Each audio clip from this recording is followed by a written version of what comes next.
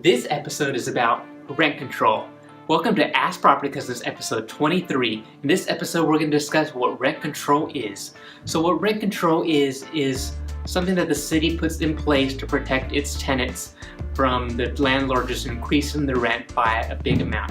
So typically each city will allow an average between 1.5% to 3% annual increase. So every 12 months, the landlord is allowed to increase the rent between 1.5% and 3%.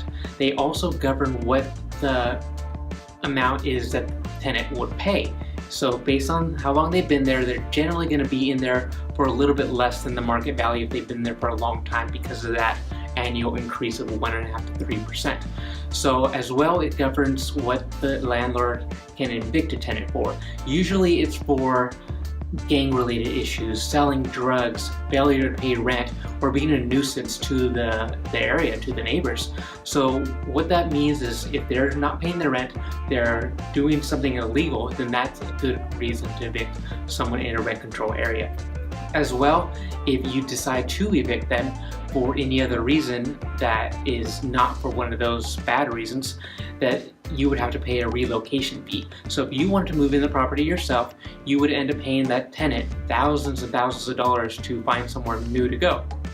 As well, even more if they're elderly or they have children or they're possibly disabled. So that's there to protect the tenant from getting ripped off by, the landlord. Rent control is applying to more of single-family homes, multi-family homes, something that people live in. It doesn't apply to commercial use. So in this instance, if you live in a single-family home in one of these rent control areas, you are protected by the city, by the government. So rent control is there to protect the tenant from unlawful evictions as well as a ginormous rent increase out of nowhere. So it's there for you to protect you. So if you have any questions about any of this stuff, I recommend contacting a real estate attorney, a real estate broker, agent, someone who's familiar with the rent control process if you're in that situation where you have tenants that you're the landlord or you're possibly a tenant. So this has been Ask Property Cousins episode 23. Submit your questions and we'll answer them.